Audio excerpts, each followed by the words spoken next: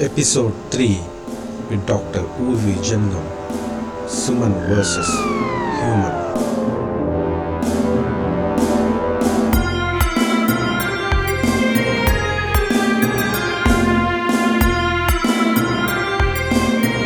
So, before we start, just a quick question.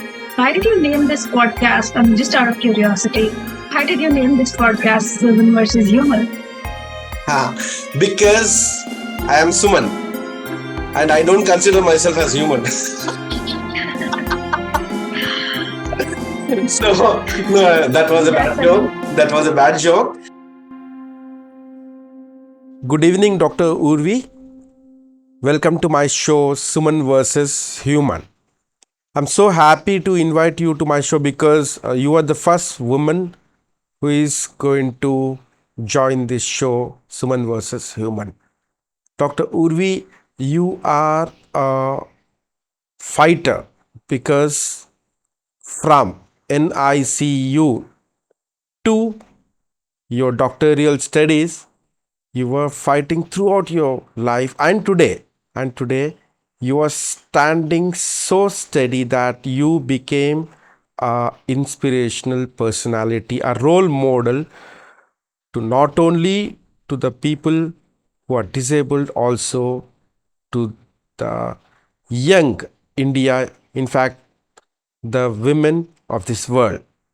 So, Dr. Urvi, you are the first disabled woman to crack PhD in German studies. So, I'm so proud about it, and I, along with my team, Suman versus Human, we salute you. Welcome to the Thank show. you. Dr. Urvi, Thank you so we much. would like to know more details about your life, your journey, because your journey was never easy.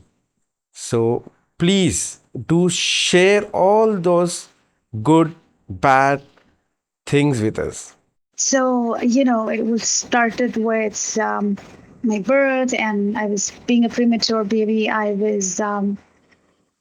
had to be in incubator for a couple of months, leading to the fact that due to doctor's errors, I was diagnosed with retinopathy of prematurity. The retina got damaged, of course.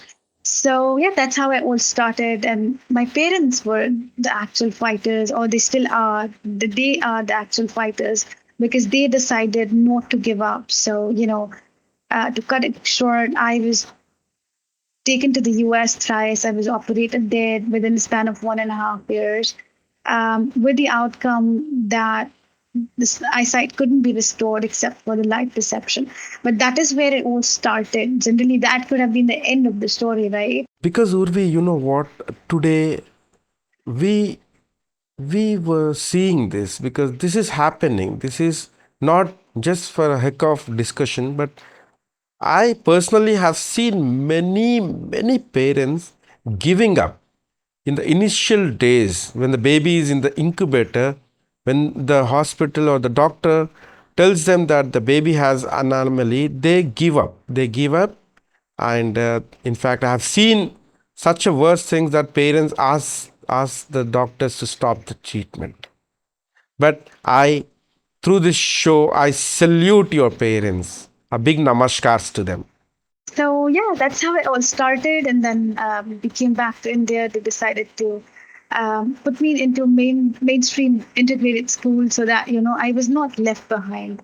They always wanted me to be at par with my sighted counterparts. So be it school or be it at home, I was always encouraged to um, be with fellow humans. So I used to play around with my sighted counterparts, neighbors, friends, etc.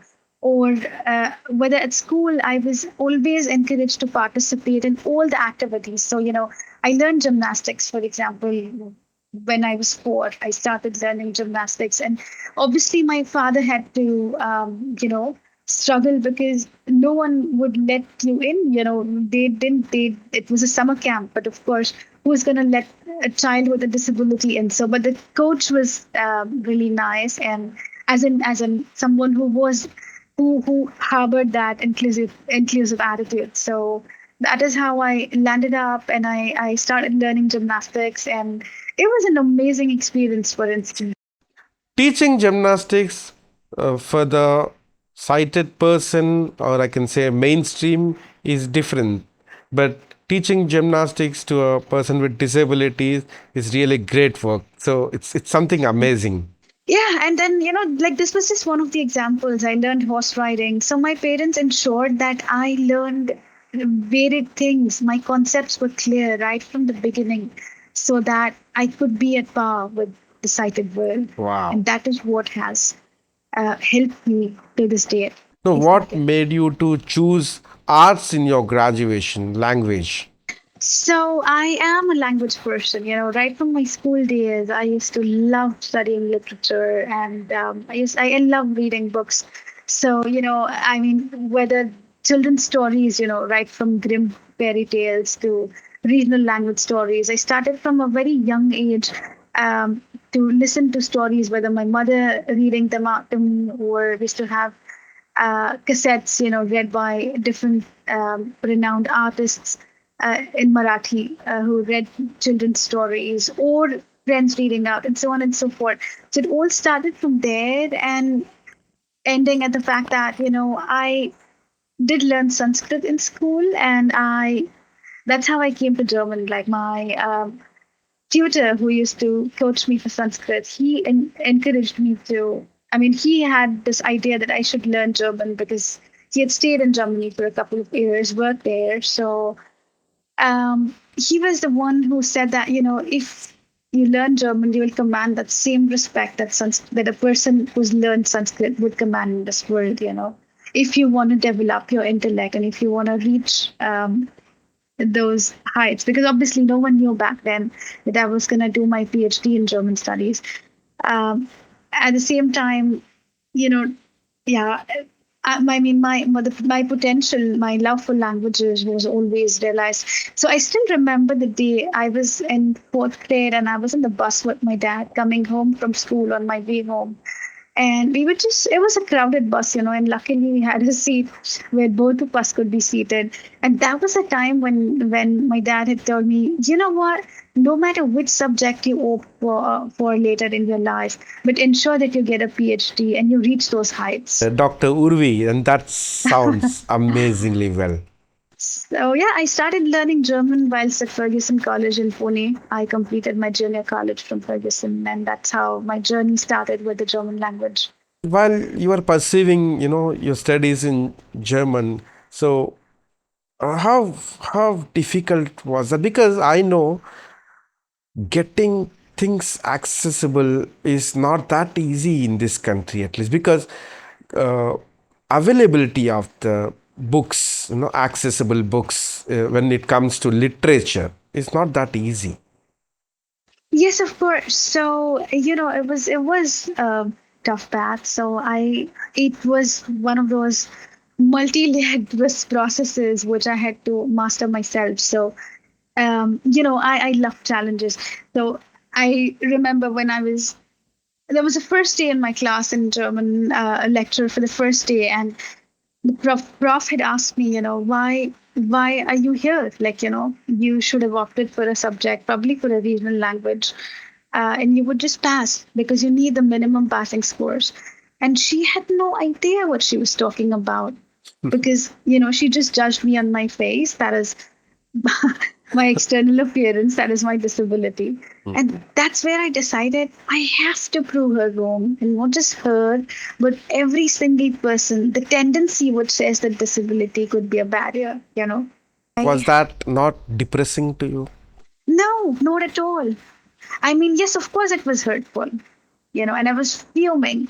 But then that's where my opportunity lay, Great. hidden beneath that roadblock. So yeah, it all started from there, and then I learned German. I decided to continue with the language after coming back to Bombay and learned the language from Goethe Institute. And I had a wonderful teacher who nurtured that interest further, and who actually helped me learn the language. Because learning a foreign language, there are a lot of visual aspects involved in it. Simple things like making um, me understand the PowerPoints, because I mean, since the sessions are monolingual and not bilingual and multilingual, so as a blind individual, it can be slightly difficult. At the same time, the teacher ensured that I was explained everything. Like my sighted peers, my classmates described images and videos to me. And I had to scan books. So I heavily relied on audio recordings in the first place, because till then, my mother used to record all my books right from school days. Though I started using JAWS, I always relied, because um, handwritten notes cannot be scanned, and the technology was not so far back in 2004, 2005, that um, even getting JAWS, or something like proofing tools for Office 2000. I mean, I had Office 2007 back then. So using the screen reader, you can use the computer as normal people do. Of course, that's the first step. Great. And, I think without that, it would have been really, because I won't say that the computer is the only solution, but I mean, I won't go as far as that, because I cherish the human factor equally. I mean, the way my sighted peers have described those images to me, or the way the teacher has found a way out from the existing methodology, because there was no previous blind candidate. They had no experience whatsoever. So I think the human factor is always has more weightage, is more important. Nevertheless, technology does have its role to play. Great. Yes. And you have to give all these exams on the computer, or you need to. No, back then I used scribes, because computers were not allowed in exam halls. Getting a scribe to write German is a difficult thing in India, right? Oh yes, and that you when the rule says that you have to have a writer, a scribe, who is one level below you, and the person cannot understand what you're saying. So then, especially like when I started, when I opted for my master's in German studies, that used to be a big hurdle, because that was a huge leap again. No, so coming back to the point, in Goethe Institute, I took scribes at the same level, because German had to be an exception. I mean, that rule had to be, it wasn't applicable in that. Yeah, but still, the scribe is not a native of Germany, right? That's okay. I mean, see, that was just a phase. It was a learning process for. His or her mistakes will also impact your scoring. Oh yes, that does happen, and that is not just the case in German. It's in the case with all exams. So I remember, but yeah, with German particularly pronounced, as you rightly pointed out. So I remember it was my 12th final exams, and I was prepared. I had stayed up the whole night, and God knows I had a scribe again, because you were not allowed to take your laptops back in those days, and I dictated every answer with, I mean, whatever accuracy, whatever I had learned, I could muster at that point of time. And I was shocked hence when my scores came out, because I had scored 90, above 90 in every 90 plus in every paper except for German. And just because my scribe That's what. couldn't stand up to the challenge, she was probably distracted that day. Yeah. And she just, when I asked her whether she wrote, whether she had written the answers, she just said yes. Whereas, she possibly didn't write the answers. Yes. So my scores just landed up to 54 on 100, which was a disaster. I have to share my personal experience. I failed in one of my subjects in +2 only because of scribe. This is the serious problem what people with disabilities are going through in this country. Yeah, anyways, let's come back to the subject. Uh, after your master's in German, now you also been to Germany, right? Yes, I did. I did go to Germany after my master's in 2011. In fact, that was immediately the next day after my final exams. It was a scholarship by a project called Werte Welten, the World of Values. Werte Welten which was organized by the University of Tübingen in South Germany. It's near Stuttgart. So it was an essay competition, an international essay competition where my essay got selected. I was one of the 10 candidates who were selected to um, come to Germany and spend the semester there. I hope that was your first international journey. Yeah, as an adult, yes, that was my first international journey. Great. So, how was your experience? It was an amazing experience, right from the first flight, where the stewardess showed me the flight. She gave me the orientation to the internal structure of the flight and how things are um, structured and where so basically that is where I got my first glimpse into accessibility, which is missing somehow here in India. It all started from there to enriching varied cultural experiences, intercultural experiences, where I encountered students from not just from Germany but also from the UK, from Canada, Australia, US, and so on. So, having mastered the language really helped me at this point. It played a crucial role because my fascination for the language and for German culture only grew multifold. And that is where I decided that I wanted to go back again to pursue my PhD. There were differences when it comes to accessibility in India and Germany. Now, what exactly the difference is about? Well, um, it's about the attitude. It's not just about accessibility, nor that is what people think in India. I mean, at least my experiences, I don't want to generalize anything, but mostly it's confined to accessible I mean, paths, and then you have wheelchairs and ramps, and that is where our notion of accessibility ends, unfortunately. I'm not saying that there are no field experts or we don't have accessibility experts who champion for this cause. Of course, we do. But looking from a generic perspective, looking from the masses perspective, people are hardly aware of what accessibility means.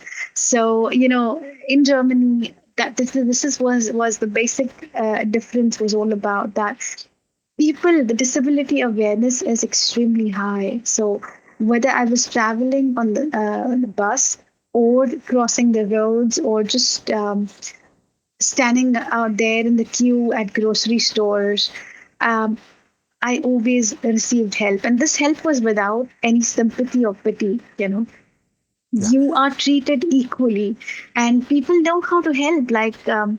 For instance, I had a friend who had a disability herself. She had a cognitive disability, and yet she was taught in school how do you help someone with blindness or visual impairment.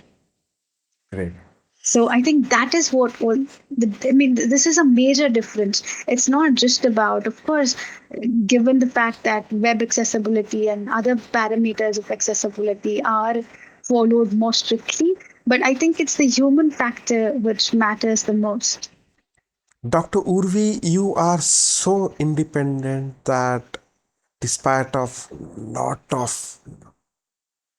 of horrifying traffic conditions of Mumbai, you travel all alone independently in the city of dreams, Mumbai. Right now, you were True. alone in Germany and you were traveling all alone in Mumbai also.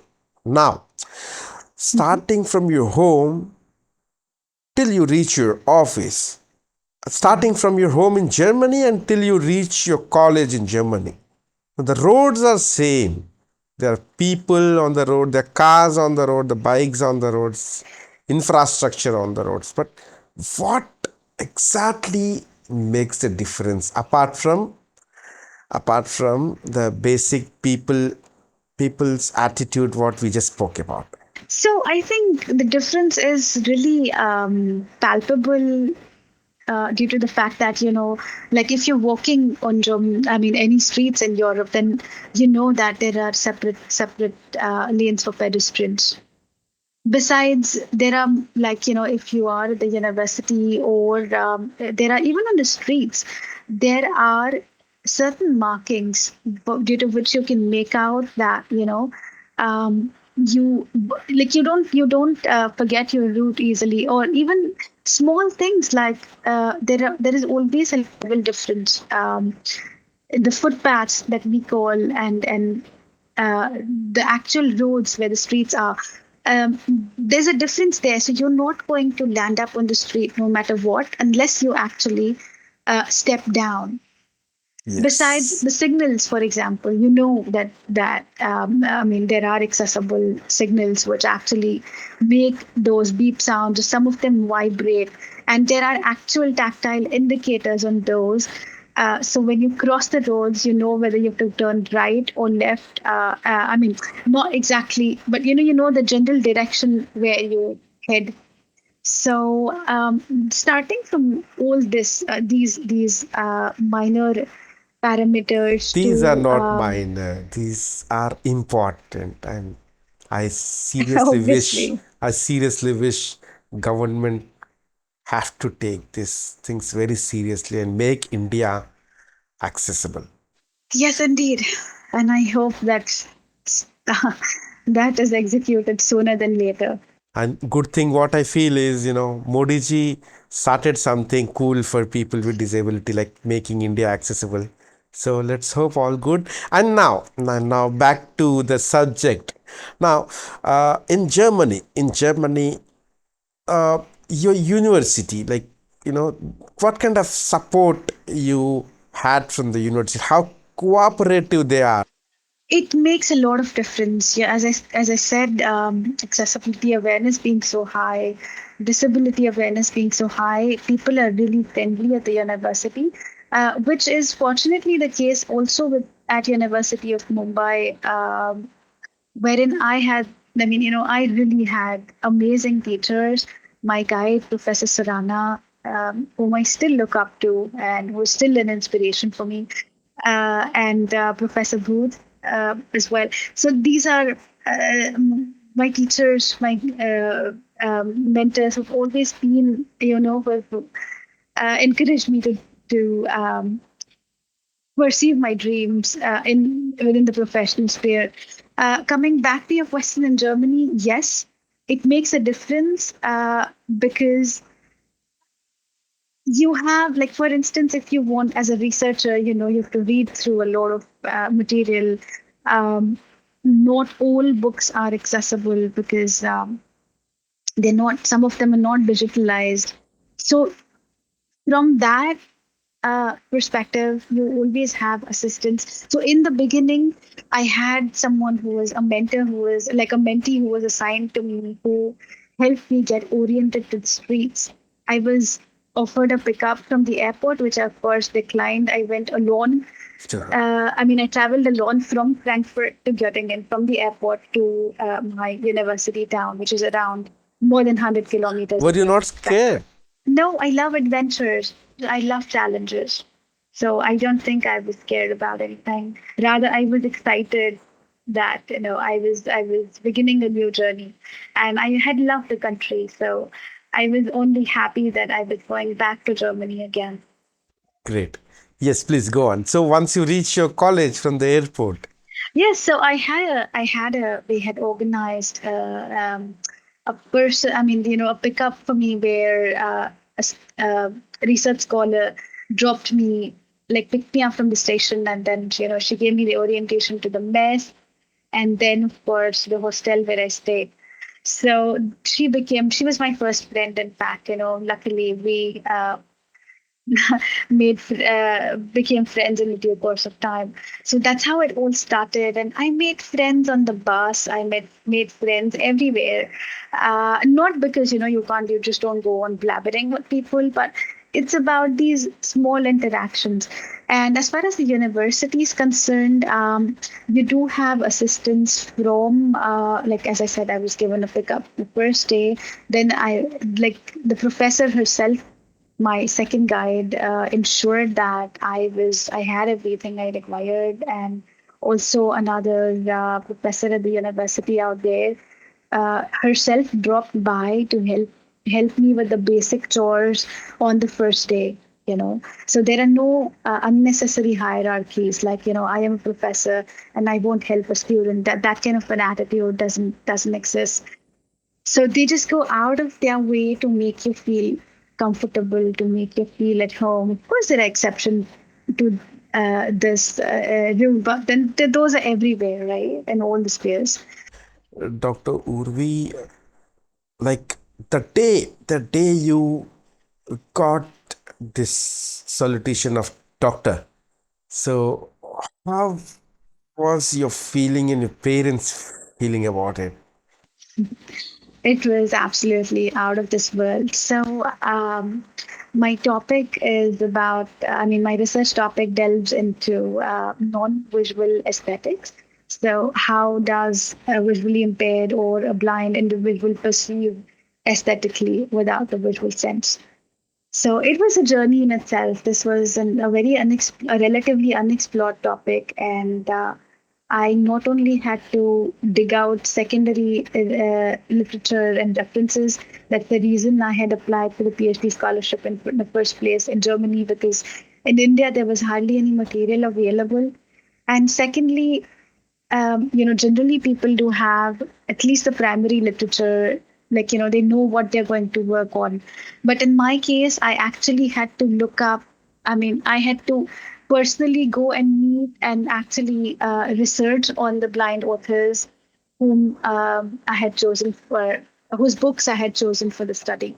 So it was like starting from there, from scratch, and then building something entirely new. So I have based my research on the Shastra Rasa framework that we have in Indian literature and art. So I have added a new concept to the whole concept of Navarasa. So I have added uh, this concept called Adrishya Rasa, which means non-visual aesthetic pleasure. So it is one of, till date, it's one of those special days in my life. But this topic itself is a chapter, Adrusha Rasa. So could you please explain few more details about it to my listeners? Yes, indeed. So, I still remember while I was presenting. So this was the first, continuing with your previous question, and then I'll of course come to the topic. So I still remember it was the first time that I involved my parents in my actual research, in the sense that they were sitting and listening to me present something, because the research being otherwise in German, they have hardly had the opportunity due to the linguistic barriers. So it was yeah, an amazing day where my parents and my sister actually witnessed that apex point where I actually defended my PhD thesis, where this where my brainchild was actually born, you know. Yeah. So it was, and it was actually like one of those really fulfilling moments. Obviously, that was the beginning. It is still about to. I am going to continue with the research. That's the starting point. So, coming to your next question, of course, um, Adrisha Rasa is basically about um, aesthetic perception, as I said. Now, there are various criteria, right? Like, how do you perceive as a blind or a low vision individual? So, how do you optimally utilize your four senses? What what is spatial perception if you are not blind by birth, but have turned blind later in life? How does spatial perception relate to time perception? You know, what are pictures? What are colors? So all these questions I have delved into, and I have worked with travelogues written by German speaking blind authors, with the only exception of Eric Weinmeier, who is based in the USA. And I mean, his original book is in English, Touch the Top. He's the first blind man to climb Everest. So, except for his book, all the other travelogues are written by German-speaking blind and visually impaired authors. Now, so these were not just my research objects, but also the starting point for me to analyze the aesthetic perception. Like, you know, colors, for instance. What are colors for an individual who has turned, who is blind by birth, let's say? So, for the writer Andy Holzer, who is an Austrian climber, who is the second blind man to reach Everest, for him, colors are purely tactile. So colors can depict warmth. At the same time, they can be as cold and as distant a phenomenon that could ever exist. So that's how he identified colors. For me personally, however, colors are light forms. As a child, I was taught colors with the help of a device which had like small tiny light bulbs, and then I could pegs basically, which I could use to identify different colors. So that is how my color concept has evolved. Interestingly, however, now that I had experienced painting recently, I had been to a friend's exhibit who was into calligraphy and painting. So she had exhibited paintings with dots, and that is where I realized that when it came to painting, I associated colors more with tactile and olfactory sense. So if she was talking about orange, let's say, not exactly orange because you hardly use orange in a painting in that way, but as an example, if she was talking about orange, then I could actually imagine that moist. I used to use scented colors, by the way, as a child to paint. So while at school, I used to have tactile paintings, I mean drawings, which I used to paint. So that was the association which is stuck so with me, and basically has helped me shape that aspect. So if it's orange, then it had that tactile feel, probably, which a moist tactile feel with which I could associate with orange, and combined with the fragrance that an orange emits. you know Yeah. so these are my color concepts. So they are not visual, of course. That is how the concept of adrishya rasa has evolved in its different aspects. Be whether spatial perception or colors, pictures, um, and it is an ongoing process. So my research would be an ongoing endeavor. And you are also contributing towards the disabled community because you also own a foundation which trains people with disability for various things to make them independent, right? So once I was done with my research, I went back to Germany for a year, and then I came back again due to the pandemic. So, you know, it was then when I realized that, I had struggled with applying for jobs in Germany, and for postdoc positions primarily. That is where I realized, how would an average Indian um, who is confronting disability, particularly visual disability, how would she or he survive, if they don't have the required resources? I was fortunate enough that my parents went out of their way to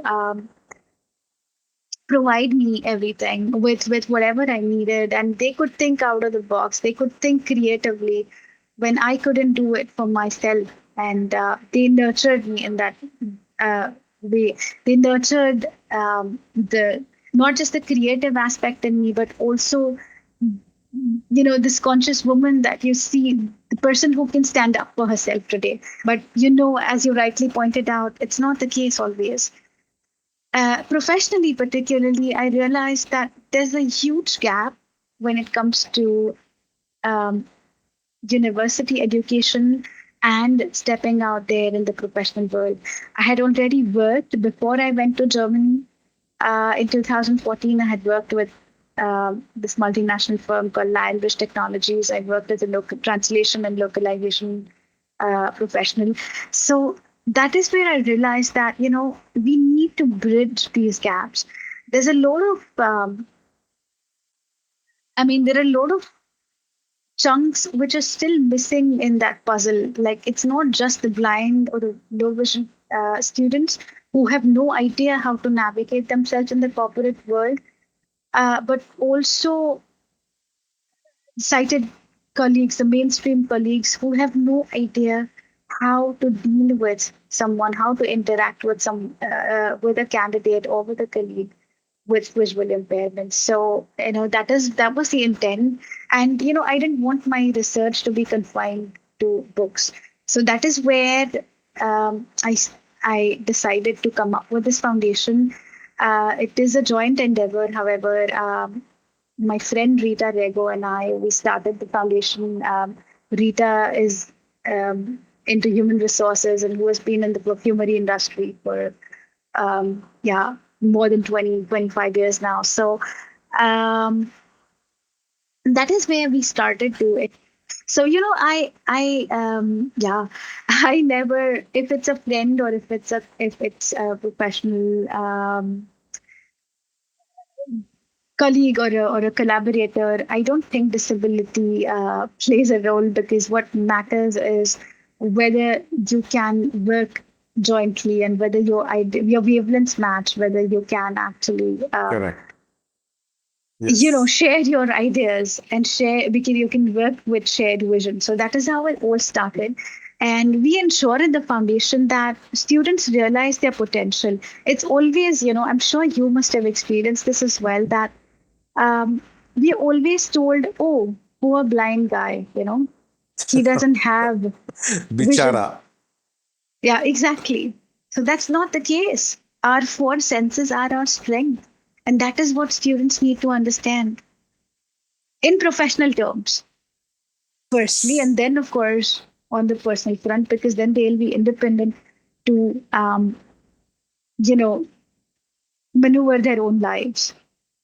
So we decided to start with basic training because that is where students begin. Generally, they have no skills, like basic language skills, computer skills, and so on. Mobility training is a very crucial aspect here, which is really neglected, and which is in a very sorry state at this point in our country. In fact, I'm the best example for that because mobility was neglected in my case, and Mhm. I still feel so much of dependency because of that. Yeah, I think it's never too late. You can start now. Hope so. And you know, those days when you got trained, I'm sure you got yourself trained from such kind of foundations, right? Well, my mobility training was done by one of the renowned organizations in India. Sadly, the trainer was not skilled at all, and she just used to, leave me on the streets and leave me on my own if cited, if people asked her whether they should help me, she just ignore them. So I think one such experience is which actually deterred me from, I just didn't touch my cane for a couple of years, was I was just walking by, and as a 12-year-old, as an adult now, I just go and ask individual. people whom I encounter for help. But back then, as a child, you're not so comfortable with that. But then, and that was a time where I was just walking by. There were a couple of vegetable vendors, and I was near a bus depot trying to find my way out. And suddenly, a monkey sprang up behind me, grabbed my dress, and tried to grab my cane. So I was so baffled. As I said, as an adult, I would have loved that now. If something like that happens to me now, I would be super excited. But as a child, I was baffled. So I just ran for it. I just hit a rickshaw. It was luckily stationary, so I didn't meet with an accident. That was one of those, and a couple of more events like these. And I was really fed up with mobility. I didn't touch my cane for around And that 5 to 6 frustration made years. you so strong. I'm sure Yeah, about that. but then it didn't stop me from traveling by local trains or doing what I was doing otherwise.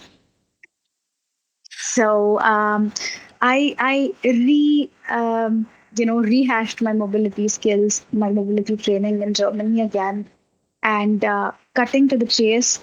I thought that should be the kind of training my students should also receive here. So basically, you're taught not just to look out for auditory cues or for tactile cues, but you actually are trained how to listen to landscapes. You're actually trained to listen to actually distinguish between soundscapes whilst you're navigating the streets. So it could be, if you're in a place where there's a roof above you. So how does what sounds does your cane actually emit there in an enclosed space and on a different texture? Whilst, I mean, in contrast, when you're in nature and you just have soil and it's a completely open space with trees, for instance. This is very new because uh, I think you are incorporating your Adrusya Rasa into your mobility training stuff, right? Yes, certainly. Wow. So, what is the name of your organization? It's called Aesthesis Foundation for Visually Impaired. AESTHESIS Foundation for Visually Impaired. It's a Greek word which means perception. Okay, how do people reach you? There's a website. Yeah, so please, whoever is interested can log on to our website. It's aesthesisfoundation.org,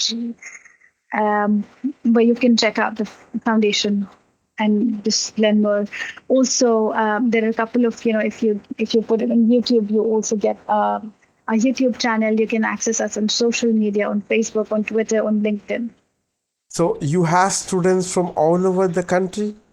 Oh yes, we have students from Pan India. So we just recently, so we have we just recently finished our batch of fundamentals. Like that's a basic course where we conduct English, basic English training, computer skills, soft skills, mobility and orientation, and so on and so forth.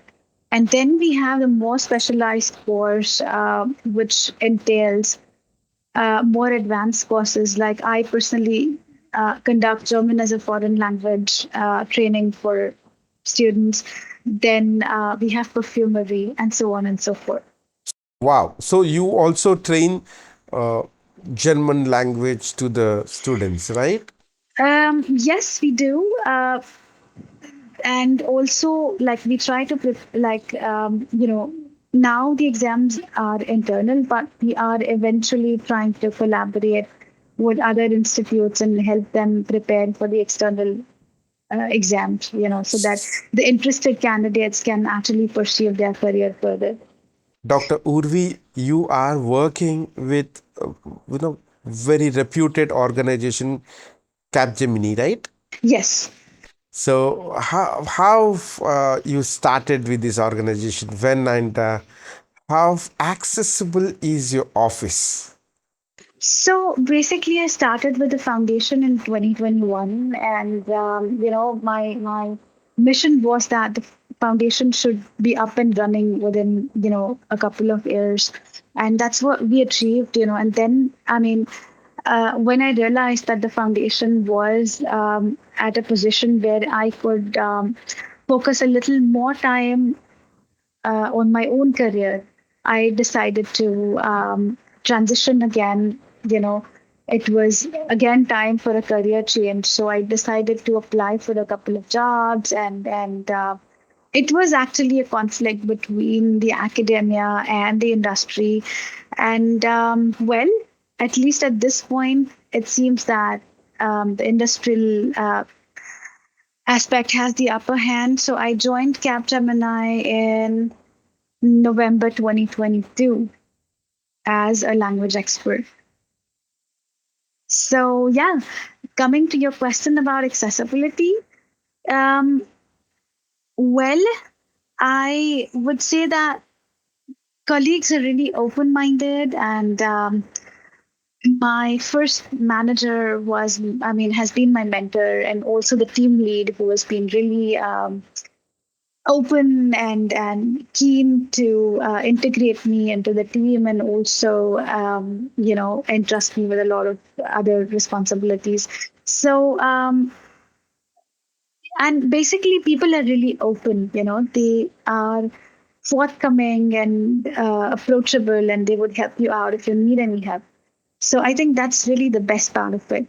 Having said that, I would say that it's really, really an irksome task to navigate the corporate world, especially during your early days. Like, for instance, um, not just the elevators are inaccessible because it's all visual, right? You're supposed to navigate with touch screen and without any other aids.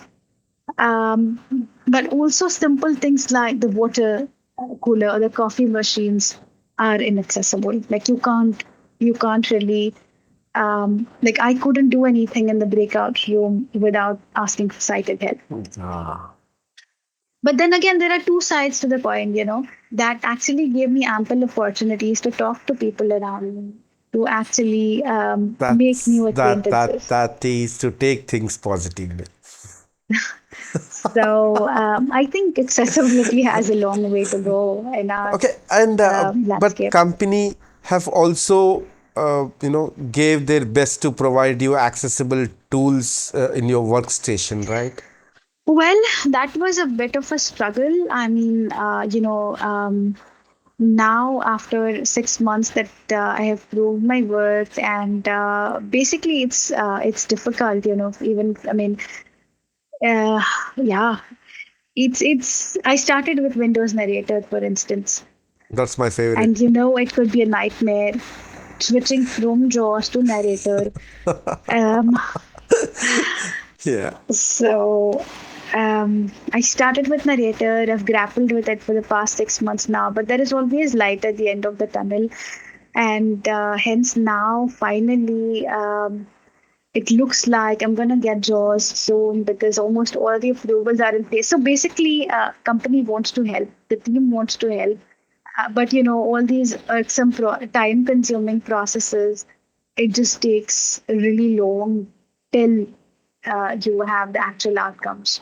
So till then, it's your task to prove yourself, to actually be at par with your sighted counterparts and colleagues, and you know prove your mettle, show them that you can do it.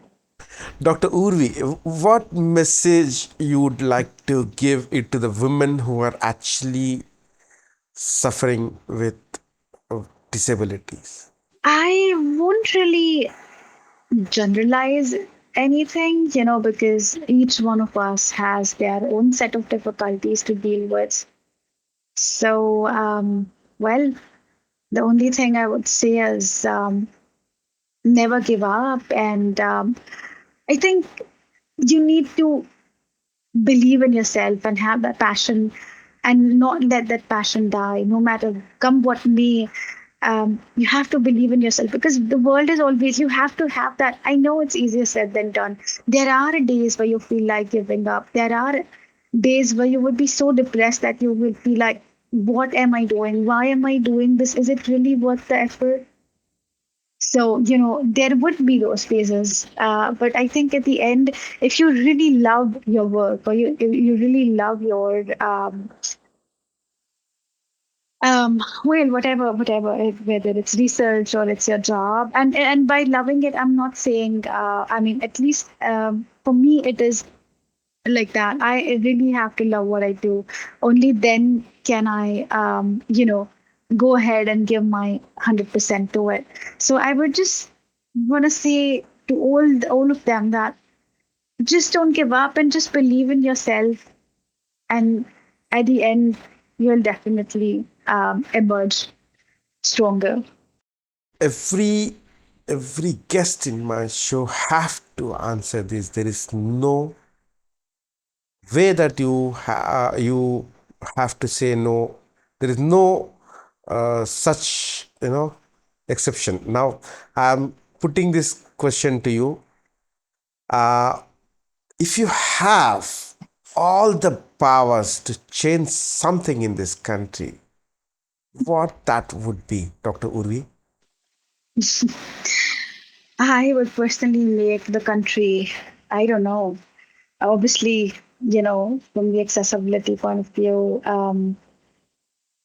that I mean, I would like to ensure that we have the kind of accessibility that um, I have enjoyed elsewhere in this world, because I've also resided in the US. I was there in 2016 for a conference, and also last year in 2022, whilst I completed some training, I mean, further training from Goethe Institute, New York. Yeah. So I would personally really ensure that we have not just, and by accessible, as I said, I don't mean just accessible streets or accessible websites, or not just about software accessibility and about overcoming barriers, but it's about being treated equally. And that is what I would do in all my power to raise that disability awareness and being treated equally. Awesome. And tell me something about your family.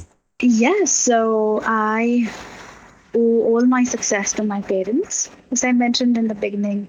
So I stay with my parents, and also my little sister, who was a student, who was um, who's studying currently, who's studying engineering, so electronic engineering. So that I mean, my family means the world to me, and I have a cat. Wow. What's its name? Her name is Missy. She just turned 11 a week ago. I So am a pet lover through and she through. must be a good friend. Oh, yes, indeed. But unfortunately, India is not yet ready for a pet guides, right? Oh, yes, guide dog. That's my dream, to have my own guide dog, which didn't hasn't materialized so far, but it will eventually. It is really so awesome talking to you, Dr. Urvi. It was a wonderful show. And I wish you all the, you're already successful, I know, but still, I wish No, you Suman, all the this is just the power, beginning. all the happiness. I wish you a lot of wealth, health, and happiness throughout your life, and keep inspiring Thank you. people, achieve more and more. And you're already a supermodel, and you're already a role model, but still, but still, I honestly want you to acquire the full power to bring the change what actually you are anticipating in this country. Yes, nice. Good talking to you, Dr. Urvi. Thanks for the Thank opportunity. you, Suman. Thank Thank you. you for Bye this bye. conversation. Thank you for having me on the show.